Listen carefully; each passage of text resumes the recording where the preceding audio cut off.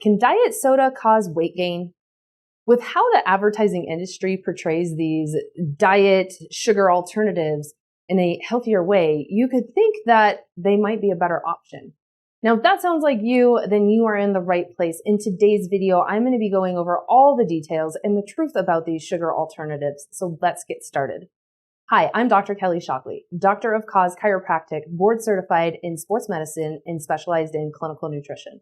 In this video, we're going to be going over the worst sugar alternative that there is that actually breaks down to the same chemical that morticians use on dead people. That's gross. Then we're going to cover a little known detail that makes weight gain look like a minor issue. This is one of the most commonly used sugar alternatives that should be avoided at all costs. And finally, I will be sharing with you the facts about one of the most advertised natural sugar alternatives that will have you think twice before ingesting it. Let's jump on in. Now, what's the worst sugar alternative out there? It would be aspartame. Now, a lot of us have come to realize over the years that aspartame is something we should steer clear from, yet it's still being put readily into many of the products that are available thanks to our Food and Drug Administration. Something you need to know is it's also labeled as acesulfame potassium. So they're using different words to mean the same thing. It's not just found as aspartame, but acesulfame potassium, okay? Now the problem with aspartame is when your body starts breaking it down, it creates two chemicals, methanol and formaldehyde. Both of them are poisonous to us and can lead to things like cancer.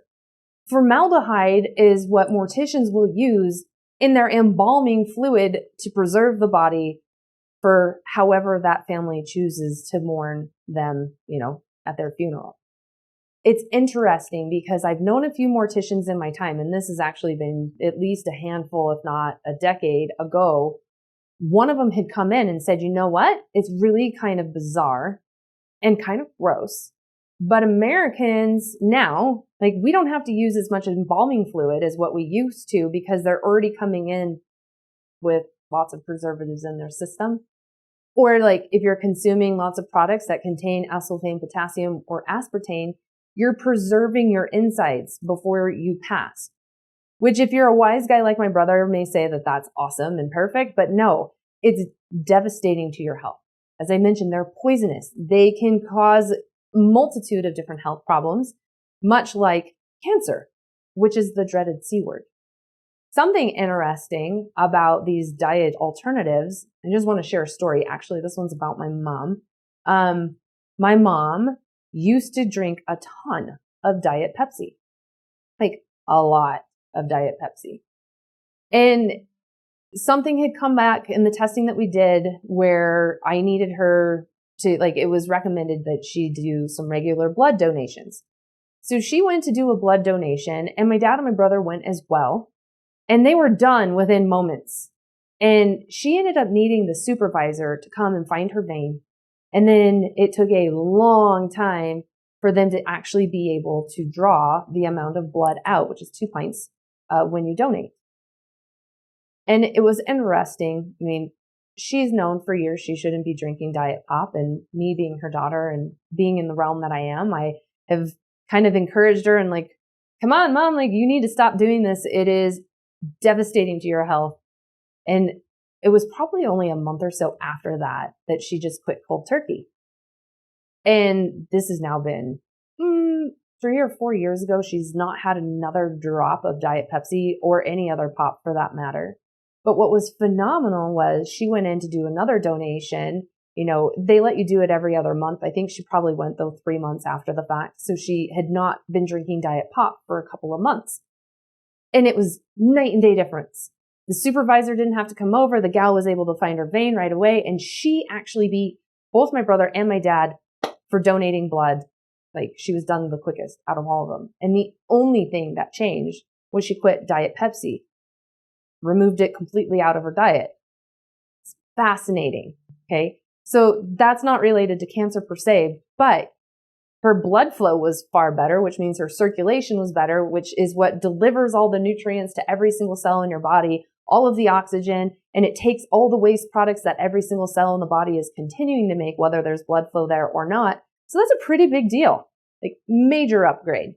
So I'm really curious. Did you have any idea that aspartame actually breaks down into formaldehyde? I would love to know your response. Comment it down below. Now we're going to go over this little known detail that makes weight gain seem like a minor thing. Splenda is something that was completely created in a lab, and the way that it was designed, it's thought that it just passes through the digestive system because we don't actually have a digestive enzyme that recognizes what it is. The same goes for all the sugar alcohols, mind you. That's why they're 0 calorie, because we don't recognize what they are. We don't have an enzyme to break them down, which means we can't actually get calories from them because they can't enter into our system. However, the problem is that most people in America have digestive systems that are not working properly, that then allow different things into our bloodstream that should not be there. Splenda or these other sugar alcohols included. Splenda, in addition to actually being linked with weight gain, has also been linked in research with depression and even more so, cancer. It doesn't seem like there's as many people using Splenda at this moment, but you still see it when you go to the restaurant. It's still there in the sugar option container. You can still buy bulk bags of it at Costco. It still is being used. Actually, another name for Splenda is sucralose. You find sucralose in other products as well. You do not want to be putting something into your system that's been chemically made in a lab. It is going to have negative health effects. And cancer is probably one of the worst things that you could ever wish to have. Splenda is also extremely detrimental on the GI system. It's been linked with irritable bowel and Crohn's and colitis. So the gut is like one of the main areas of the body that once it breaks down, it's like all bets are off. Any and every other system in the body is vulnerable now for having a problem. So for your gut's sake and your overall health's sake, avoiding Splenda like the plague would be a really, really phenomenal idea. Before I get into the hidden facts about one of the most advertised right now in today's time, natural sugar alternatives, I just want to take a moment to remind you to click that subscribe button down below, turn the notifications on. That way you don't miss out on a future episode. I am regularly producing episodes about how should you actually eat in order to achieve optimal health, about gut health, immune health, you name it. Everything that I produce is geared to help you be able to take back control of your health and achieve what I like to call total body mastery. So just click that subscribe button, turn the notifications on, and you will be set. Awesome. The hidden facts about a natural sugar alternative that we need to discuss have everything to do with the fad around erythritol right now. Okay. First of all, erythritol has been known in the keto world. It is a sugar alcohol. Okay. It's supposed to be one of the lesser offensive sugar alcohols that there are. One that was being used even before that was xylitol. Sorbitol has also been on the market. Anything that ends in OL is a sugar alcohol. And as I was mentioning before, the reason why it's assumed that they are low or no calorie is because your body doesn't recognize what they are. We don't have a digestive enzyme, so we can't actually break them down and put them into our bloodstream. They should just pass through the digestive system. However, like I said, people have guts that are not working right, so they get into our bloodstream and end up creating an immune reaction because the immune system's like, what is this? This is a foreign invader. We have to send out an alert, and now you have an immune reaction. It can happen locally in the gut, and you end up with GI symptoms. It can happen in the brain, and you end up with brain health symptoms like brain fog or lack of focus and concentration, anxiety, depression, you name it. Okay? So, not necessarily the best thing to be putting into your system. However, the FDA has like, oh, well, it's been tested as if it's safe. What exactly does that mean? Tested as safe. Ultimately, they don't have enough information to fully back that. And I know people that react severely anytime they use any form of sugar alcohol. It gives them immediate GI distress. They end up in the bathroom with diarrhea. Okay. Now, you may have used erythritol or monk fruit that now is combined with erythritol, which irritates me because monk fruit is fine to use. Monk fruit is an antioxidant. that just happens to taste sweet. And in fact, it's incredibly sweet. When I was doing research of like, when monk fruit first came out, there was no erythritol in it, or at least the monk fruit I was sourcing. But then all of a sudden, my favorite company put erythritol in with monk fruit. I'm like, what in the world's going on here? I don't want this. This has been predominantly produced from a genetically modified crop from corn. So I'm going to get derailed. We'll come back to the corn here in just a second.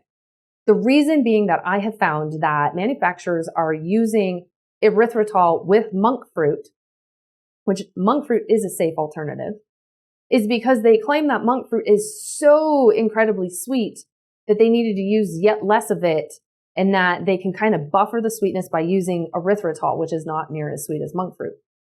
I just say, why don't we just leave it? And those who want to use monk fruit, you just use less of it. Hey, what a concept. Okay, so let's get back to this. Erythritol predominantly comes from genetically modified corn crops. There's two major issues here. We don't know long-term health effects of genetically modified. This whole argument of genetically modified doesn't cause any problems is also based off of the assumption that people's guts are actually intact and working correctly. And because at least 80% of Americans' guts are not, these GMOs that are supposed to be passed through the system, again, because we don't have enzymes that recognize them, it's a genetically modified organism, it ends up in our bloodstream. And then our immune system has a heyday with it, and they don't understand the full long-term effects with that. The other side of that is it's corn-based. So if you have a corn allergy, erythritol is definitely not something you're going to want to put into your system because it's been derived from corn. Ultimately, what you need to know is all of the sugar alcohols. There's not enough information to know what really actually goes on in the system. And it all is based off of how high level is your gut functioning. If you have amazing gut health, then you may not be affected by these. If you have gut health that really needs some upgrading, then sugar alcohols more than likely are going to cause more stress in your system, and it won't stay local in the gut. Ultimately, what we know from the research that's been done right now is that consuming sugar alcohols consistently over a long period of time ultimately is going to be detrimental to at least the intestinal system if consumed in large amounts over time. So still not the best type of alternative to be reaching for. The ones that I believe are safe, if you're sticking to something that is more keto or more, just keto friendly, it would be pure monk fruit or stevia. I stay away from sugar alcohols. If you do things more on a modified like paleo, then low levels of coconut sugar or organic, top grade maple syrup, local honey, those are safer to use than the ones that we just discussed, and they don't lead to the same amount of health problems. Though if you consume anything minus stevia and monk fruit in high amounts, you're going to have issues. We were not geared to run on sweets as much as some people would really love to be. Now, if you're sitting there going like, okay, I don't know what I'm supposed to be eating at this point. I don't know, safe foods, and how do I avoid aspartame because formaldehyde sounds awful in my system, then don't even waste another moment on that thought. I've got you covered. If you look down in the description below and click on it so it expands, you will see a link to my full body reset free 7-day meal plan. Click on that and you'll get immediate access to what life should look like and how you should be consuming foods, healthy options that taste really good, take no time to make, and it's all laid out for you so you don't have to cook every single meal every single day. These are the foods that are going to nourish you, and they're going to satisfy the system so that you no longer crave sweets. And if you really are on the path for losing weight, this is how you should be eating. This is rooted in research that's been being done since at least the early 70s. And it's designed in a way that we have seen most benefit, most success with body composition, cardiovascular health, blood pressure, inflammation, diabetic markers, you name it. This is the style of diet that the body responds best to. So just go to the description, find the link for the full body reset meal plan, click it, and it will be yours. I appreciate you being here. I hope today was helpful, and I look forward to seeing you on a future episode. God bless.